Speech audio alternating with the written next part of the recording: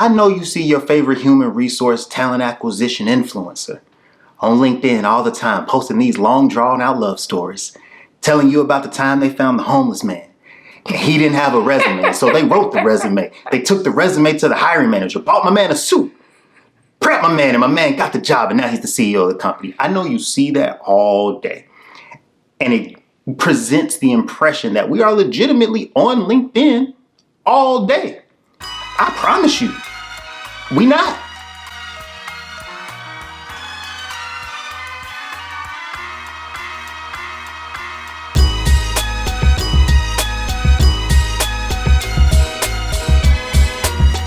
Hey y'all, welcome back to another episode of Ask the Recruiter.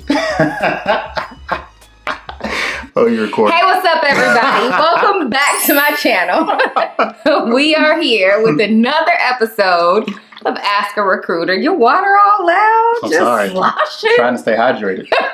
My bad. These hot lights on me. Okay. Now we are back with the real questions from the people.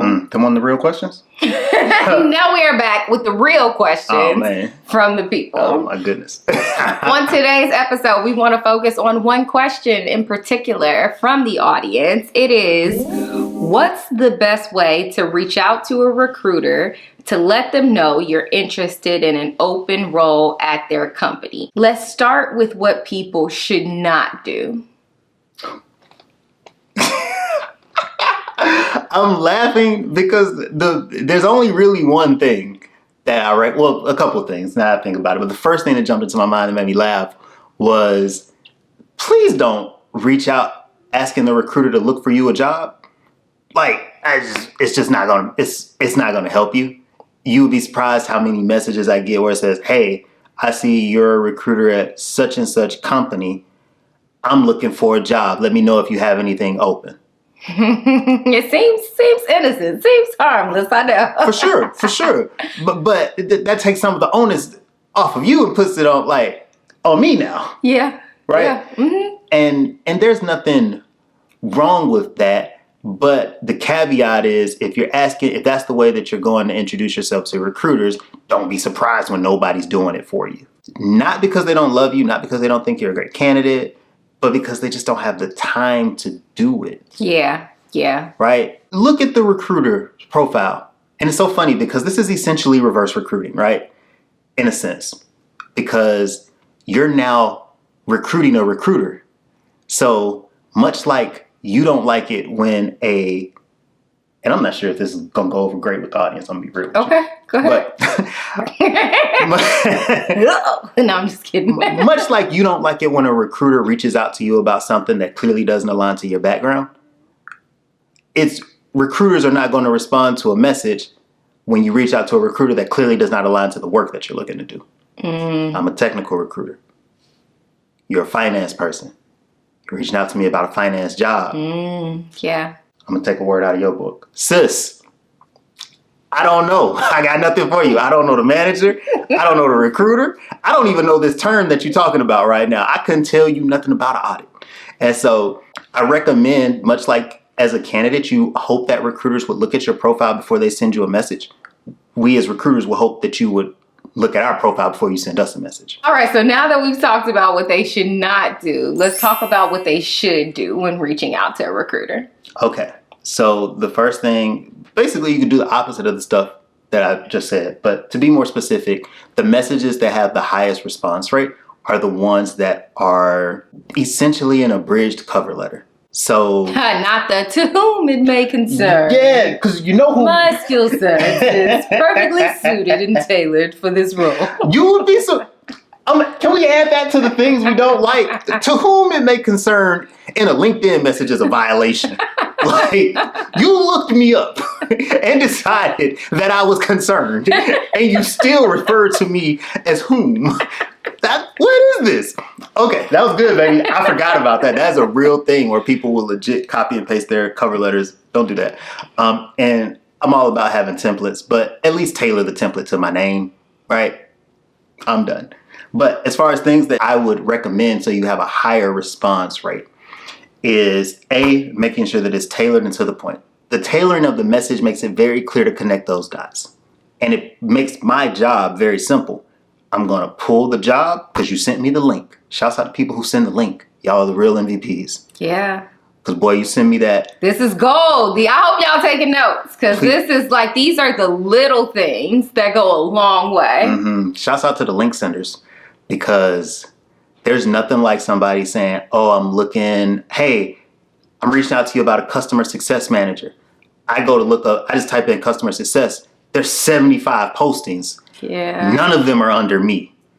I don't know which one you're talking about, right? And so, again, make it easy. Remove the friction. Yeah. That's what we're looking for here. So you sent me the job description. I can click the link, pull it up in the system, and very clearly and quickly give you a response back. If it's not me, we've made it very easy. Hey, this isn't me, but I'll forward your information along to the hiring team and the recruiter who's running it. That takes me 30 seconds because I already got the job open.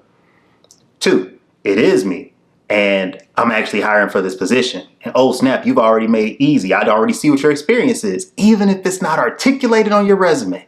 It's better if it's articulated on your resume. Yeah. But even if it's not, you've at least connected the dots. So now I don't have to stretch. And so we're able to quickly connect. We can set up a time in the next couple of days and make something happen. Option C, the job's already filled or it's too late. Hey, sorry, we're already in final rounds or we already plan on extending an offer here shortly. Cool. But we can at least still keep in touch. And this is where the networking piece comes in. Because if you want the real hack and the best way to get in touch with a recruiter, it's keep in touch with the recruiter. Yeah, that. Well. Unpopular opinion, right? It's so much easier to keep up with the recruiters that you already know than to build out net new relationships with the recruiters, especially for people who are looking at these huge companies, right? Yeah. These Fortune 100 companies that you are looking to get into for whatever reason, right? If that's the route that you're going, it's easier to keep up with the recruiter you've already had contact with and have them connect you to other people than it is for you to try to build out a net new relationship with somebody who you think might know the role. Such a simple way to get more traction, right? But back to the original question. For the reach out message, you want to remove the friction, have your resume attached, have the link to the job, 1 or 2 quick highlights about your career that show why you're relevant to the job posting.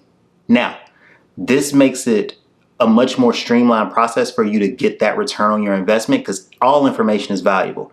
If they tell you that they're in the final round of interviews, cool. Now you know your next step is to follow up in a couple of weeks and see if they made a hire from that. Right? I wonder how many people are actually doing that today. Probably not. I hope that was valuable. Probably not. That's good. That's good. Hope that was valuable. If they are actively interviewing, you're in a position now where you can have a conversation. Or I'm sorry, if they're about to start interviewing, you're in a position now where you can have a conversation with the recruiter. Boom. So you're in the next step that they're not the right recruiter, but they are able to point you in the right direction. There's value in that as well because it's definitely a much improved percentage chance you get interviewed with a warm intro from a recruiter versus you just applying and hoping for the best. And so I think following those steps will significantly improve your return.